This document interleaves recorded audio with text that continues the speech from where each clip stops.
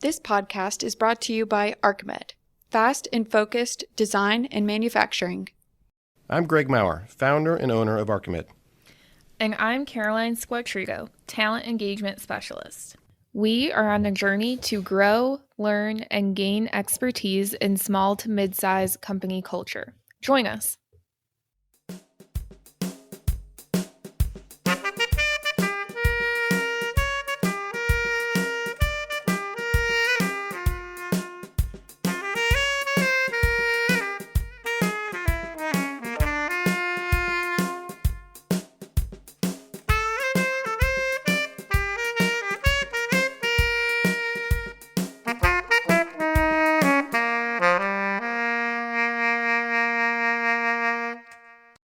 Caroline, what's the story of the day? So today we are going to be joined by our business development specialist, Alicia Peck, and she will be interviewing her dad, Tom Peck. Tom is the vice president of investments for Hagman Group and an adjunct real estate finance instructor at the Indiana University Kelley School of Business. Okay, so quick story. When Alicia joined us, she started as an intern, then came on full time. And she had mentioned that she went out to dinner with her father, who we're going to hear from, and her grandmother. And at that dinner, she discovered that her grandmother was my fourth grade teacher, Mrs. Peck. Yes, I remember. I think this was on one of our many Memphis trips. And so I remember that I was not the best behaved fourth grader. And so I asked Alicia, please call your grandmother and apologize on my behalf for all of my poor behavior in fourth grade. So hopefully she did that. And I think this will be a really fun interview. So let's listen in. Alrighty. I am Alicia Peck. I'm a business development specialist here at Archimed. And today joining me is my dad, Tom Peck.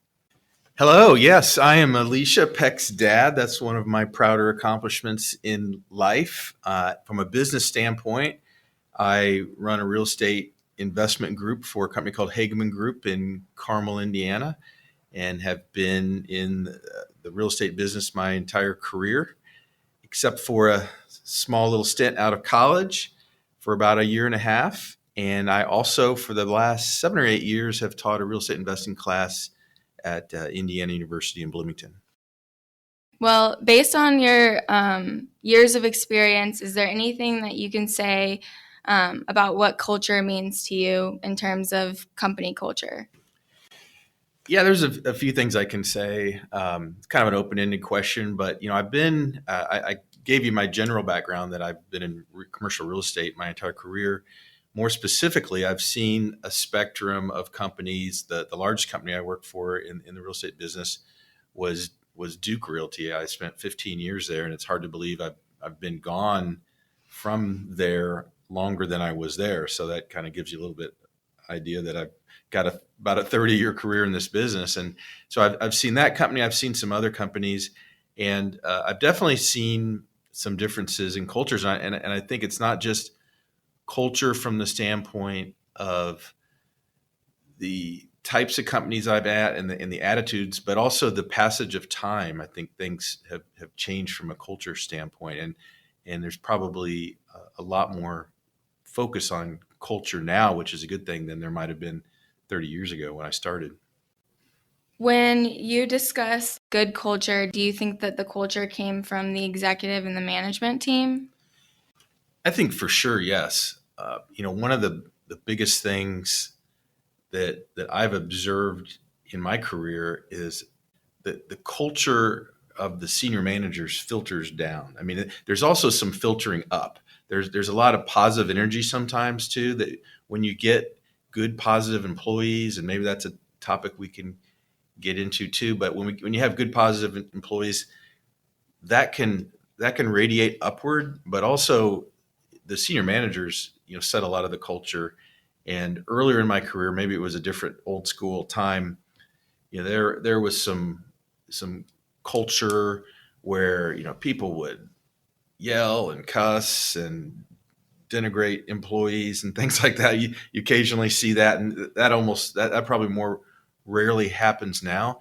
And I think the culture now is a good thing because maybe there's a lot more of a push to try to attract good talent. and you hear a lot more about that than you did 20 or more years ago. And if you don't have a good culture, employers and senior management know that that could hurt their business. They might not be able to hire people that they want to try to attract. So, but culture starts at the top and has a lot of influence on the company, but it can also start downward. And earlier in my career, I used to kind of think that, well, all companies have these nice mission, vision, value statements, and they all are written very nicely, but I didn't really see a lot of people living that out. But I've seen more of that in more recent years, particularly where I work now. I agree. I feel super blessed because I've been with Archimed, who has an awesome culture, and it seems like that culture is coming from and stemming from the management team, coming from the owners, president, CEO, John, trickling down. So I'm very fortunate. I don't think I've really been able to work full-time at a company that doesn't have great culture. But we talk a lot about what, like, the definition of great culture, but can you think of any experiences that really showcased that, like, what good culture means? I'm not a business management culture expert, but I'll tell you what I think it means in my own words. And it's just, is it a place that people enjoy working, and is there commonality in purpose and what you're trying to accomplish? For example, it's not just enjoy. You don't want to just enjoy working someplace and get nothing done and not be successful. There has to be a commonality in purpose. And I come from a background where my parents raised me to be achievement oriented, wanted me to do well in school, and wanted me to do well in my sports and other activities. And that translates into business as well, where you don't want to just go there and put in time and take a paycheck. At least I don't. And I think the people I work with don't feel that way. And I think you want to try to surround yourself with people that are achievement oriented and want to win. But here's where something I would say: you want to win, but you want to win the right way. When I talk to students at IU, sometimes on my closing day, when I kind of the last day in class, I wish them well, and I kind of say that to them. And one of the examples I use is when Coach Tony Dungy of the Colts, he was a Super Bowl champion winning coach, and he said that he was the first African American coach to win the Super Bowl, and the media made a pretty big deal about that. And he said, that's great. I am proud of the fact that I'm the first African American coach to win the Super Bowl. But what I'm really more proud of is that I won it the right way. We did it the right way. We didn't have to cheat. We didn't have to yell and scream and cuss at our players. We didn't work so long and hard that we neglected our families. And so that resonated with me, and I think that's important from a culture standpoint. Is yes, you want to win. Yes, you want to be successful, but you want to do it the right way, and you want to be able to do it in a way where people enjoy being there, and feel like they're not sacrificing their family life to achieve success in business. So I would say our family has a pretty good culture. I feel like we have a good level of respect for all of us, and I respect you and your authority as well as you respect me and what I've done in my life so far. Do you think any experiences in business has shaped how you've raised Austin and I? Well, thank you for confirming on the record that you respect me and my authority. Maybe there were times when you were a teenager that I wasn't sure about that, but it's good to hear it now. I guess what I would say is, there's probably been some things you see other people in their actions in business can translate into the family, and it works the opposite way too. I think of it as you take with you who you are wherever you go, and who you are is oftentimes defined by your experiences. And so if maybe my experiences at work sometimes carried over a little bit to things we were doing at home and how I might act at home. But probably more so it works the other way around, where your experiences and your values and the things you've experienced growing up, the values instilled upon you, you take with you into the workplace. And for me, it was Judeo-Christian ethics that I was raised with, and that's do the right thing, golden rule, those kinds of things. And you want to take that, you can take that with you into the workplace. And I think workplace experiences can also influence personal things too, though. We talked about how good culture kind of has to do a lot with everybody kind of sharing the same purpose. You want to be successful and achieve the mission, vision, values that you're going after. But in terms of negative feedback or negative culture, what types of experiences have you had with that, and how has that helped shape you appreciating the good culture that you are in now? That's a good question for me, because I feel like I've had some exposure to people in my 30-year career that has been negative. How do you work 30 years and not ever have negative interactions with people? But I've seen it. That's where I had this in my mind when you're asking about culture and how senior management culture can influence others and the culture of the business. I've seen examples in my career of, again, these are the companies that might say all the right things on their mission, vision, value statements on the wall in the company, where whatever integrity and ethics and values are espoused in those statements on the wall don't really get lived out too spectacularly by those individuals. And to me, that made me think as a younger person, well, hey, those things on the wall, that's just BS. Those are nice words for the shareholders to look at or something like that. But, so I have had some negative experiences like that. And then really more so, certainly in my current position at Hageman Group, I think we really do try to live those values and hire people that share those values. So that's the thing where when you're trying to build your team, it's awesome when you can have diversity in the way that we normally think of diversity. But I don't think you want too much diversity with regard to ethical values and achievement-oriented values. You want people that are rowing in the same direction and believing in the purpose of the company, no matter what color they are or religion or whatever. But you don't want to have too much diversity with regard to those types of values, ethics, and achievement-oriented goals. Yeah, I agree. You wouldn't want to work with a lot of people that you wouldn't want to spend a lunch with. That's how I look at it. So in your negative experiences with culture, just over your 30-year period, did you ever stand up or push back on management when you felt things were unfair or culture could improve? Gosh, the answer is yes, but those aren't easy situations, particularly when you're a younger person and you're, financially, you need your job, and that created a lot of stress at times. And in my observation, in the negative experiences I've had, I'll say it like this: there were some people that were maybe doing some things or creating things that were pushing too far into ethical gray areas. And those were there were people doing that.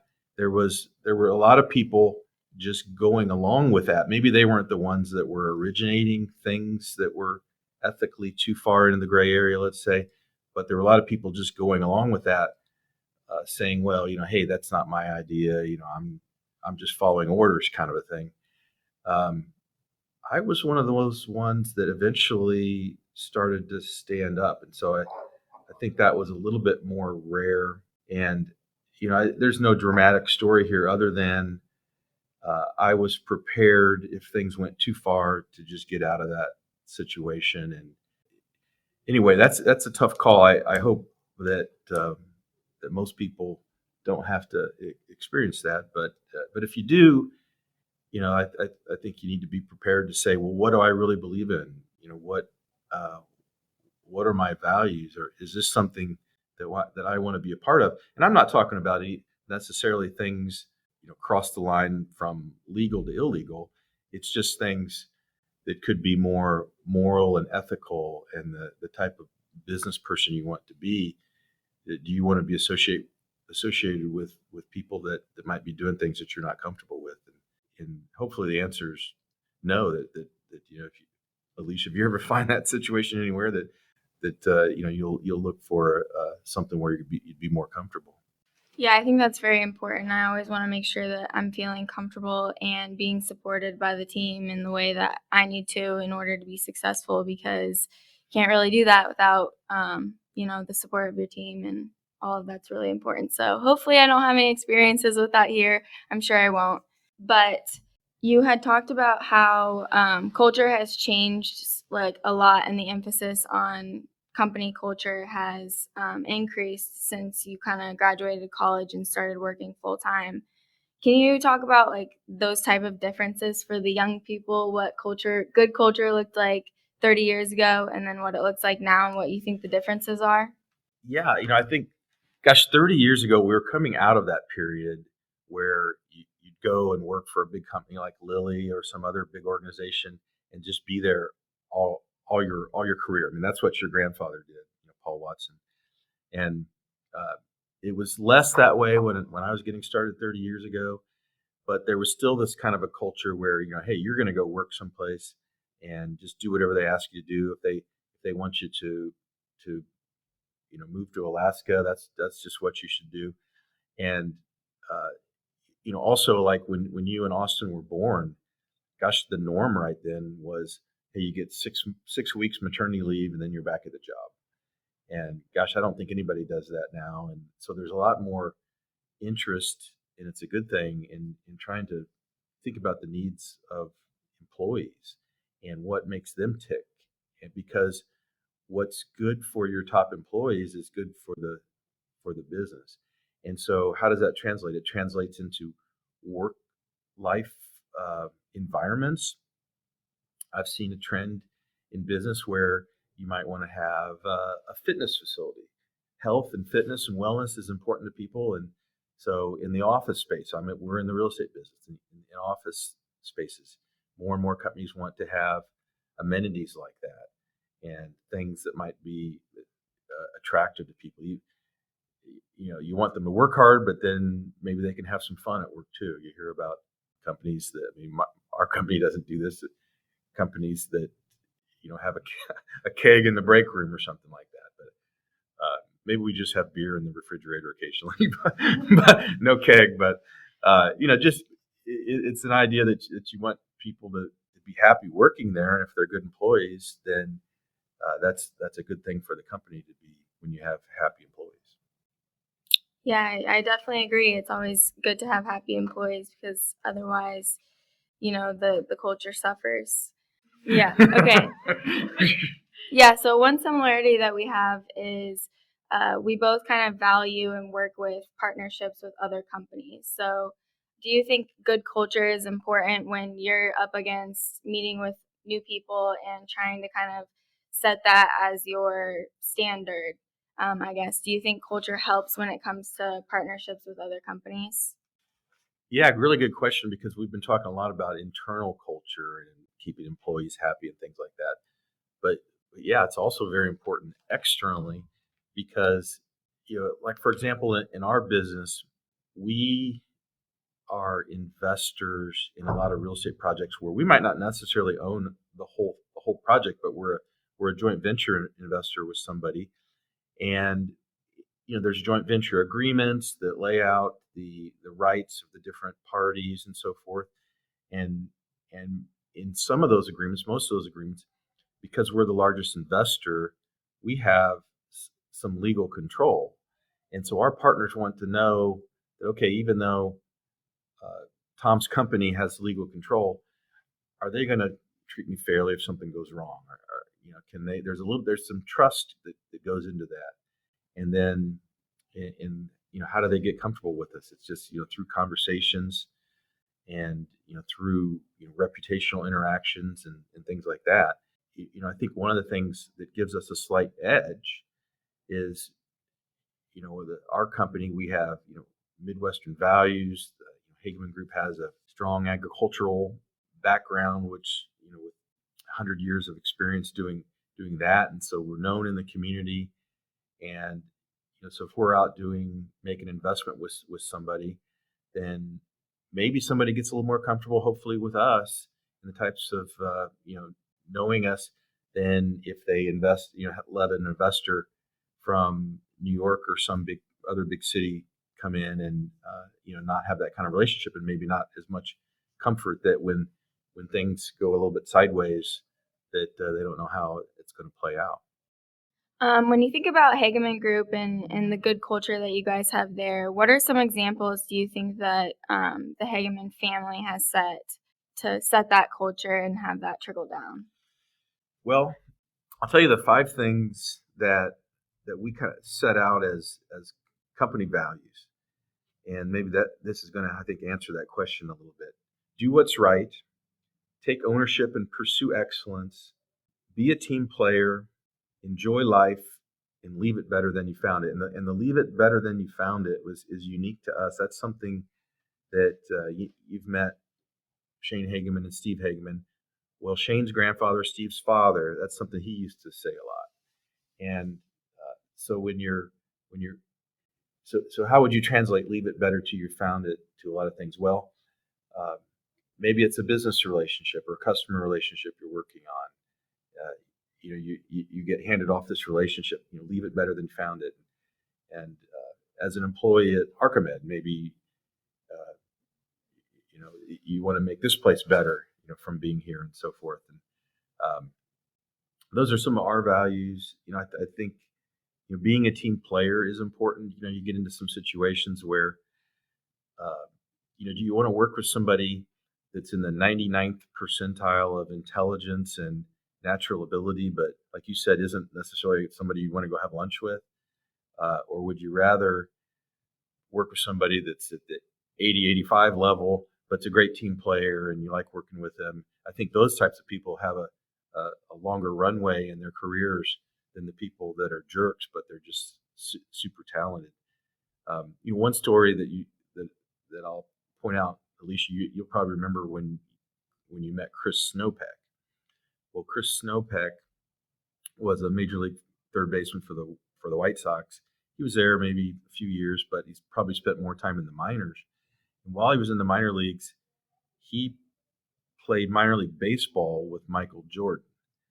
And Michael Jordan, of course, was by that time a superstar basketball player, one of the best players ever. All that, everybody knows that. But when he played minor league baseball, he was on this Double-A team in Alabama with Chris Snowpack.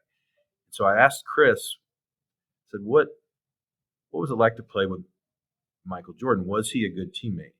And without hesitation, he said, oh, yes, Michael Jordan was a good teammate. So there's an example of somebody that's at the 100th percentile of ability and talent, but he was also a good teammate. So you don't have to. So being smart and being good at your job is not mutually exclusive with being somebody that other people would want to work with.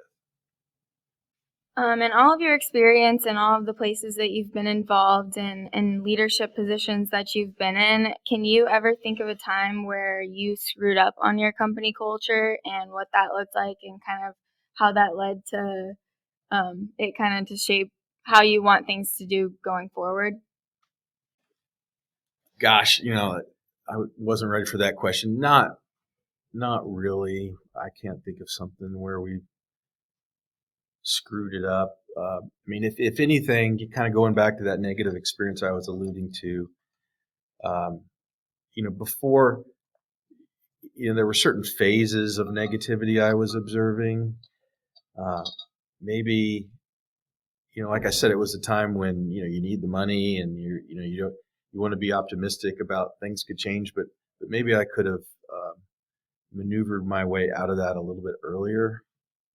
But, do I call that a screw up? No, but just trying to think if I had to do all that over again, maybe I would have tried to seek a different opportunity sooner than I did, but the past is the past. I wouldn't call that a screw up. Do you have, like, in terms of culture, just based on your experience, do you have any other advice for our listeners? No, other than just some of the things we already talked about. Do the right thing. Try to be a good team player, and then from my standpoint, care about your business. Care about achieving success at the business level. Don't just. I don't think we have anybody at our company like this, but I think maybe I've seen it before. And there's probably a lot of examples everywhere where there's people that, hey, they just want the paycheck every couple of weeks, and they're not really all that concerned whether the business succeeds or not, as long as they can get their paycheck. To me, that's not good advice to give people to have that kind of attitude. So follow some of those values we've been talking about, and care about your business, and then that can lead to good things for your business and also for you. And then so that's advice I'd give other people. And then Alicia, I'd give that same advice to you, as well as the commandment of honoring your father and mother. Good one. Well, Dad, I really appreciated having you here. I feel like you added a lot of value. To me, I think it shows just how great the culture here is at Archimed. I've been really fortunate to be able to work here after graduating college and having this be kind of my only full-time job professionally. So I did get a little bit of taste of the bad culture when we acquired the other company that just kind of had a failing negative culture. And being on the sales team, I got to kind of be one of the departments that worked for both companies. So just the difference in customer relationships and all of that was huge. And we didn't necessarily have partners when we worked on that side of the business with the negative culture. But here at Archimed, we really value partnership. And I think that our good culture is a big player into that. And I think mostly it comes from our management team, but really it's everyone here. We hire a lot for culture, and we try not to underestimate how important that is. So I feel really lucky to be a part of a company like that, and I'm very thankful that you could join us today, Dad. Well, hey, thanks, Alicia. It's been a thrill, really, to be here. As somebody that's seen both good and bad culture as well, I'm really happy that you're at a place where you feel like there's good culture. I'm proud of you, Alicia, and today your granddad would have been 87 today, and I'm sure he'd be proud of you too. Thanks. Wow, I loved listening to that interview. It's always nice to hear our associates interact with family. And Alicia has been with us since she graduated college, and she's one of my best friends at the office. So I always like listening to her anyway. And, I've seen it firsthand how much she has grown while she's been at Archimed. Yeah, that was a lot of fun. I enjoyed that too. And I really like Tom a lot. I've interacted with him outside Archimed, and I have a lot of respect for Tom. And we learned a lot today. Tom's been in the real estate business pretty much his entire career over the last 30 plus years. And the real estate culture, he knows a lot about that, and he's seen how that culture has changed significantly, it sounds like, over that period of time. Yeah, we've talked a lot about culture being established by actions and behaviors of leaders and the importance of walking the walk. But Tom also mentioned the impact of culture from filtering up. Right. The good employees that you hire will maximize that positive impact of the filtering up. And that's why we're so concentrated on culture, and we're concentrated on hiring and developing and onboarding and all those things. You and I focus on recruitment, hiring, and development because we want to make sure that it's not just top down, but it does filter up from the bottom. Yeah, he also mentioned the growing use of Professor Sutton's no asshole rule over time, and he thinks this is good business, especially from hiring and recruiting. People need to see that in action, I think. Right. I think his story about one of the places he worked at where there was a lot of yelling and cussing. I mean, who wants to work at a place like that? Get yelled at and cursed at day after day. I mean, if somebody's engaging in that kind of behavior, no matter what kind of high performer they are, you got to get rid of them so that the rest of your employees can find enjoyment and fulfillment and stick around. Yeah, I mean, one of my favorite things that Tom talked about that we got to listen in was being achievement oriented. I think that is so important, and listening to the way that he put that into words really resonated with me, and I think it's so valuable to have that built into your culture. For sure. You could have the most wonderful culture in the history of company culture, but if you don't achieve, you're going to go out of business and your employees are going to have to find other work. So Tom, who also said to achieve, but to achieve in the right way, I think connects the two, right? It connects culture with that culture of achievement. And it connects also some of our prior discussions around ethical business, around work-life balance, around an atmosphere of mutual respect. These are the things that Tom mentioned and highlighted, which is to achieve, but achieve in the right way. Tom paraphrased, I think he said, what's good for your best employees, your strongest employees, is what's good for your company. Thing he mentioned was the concept of you take who you are with you everywhere, and this includes the workplace.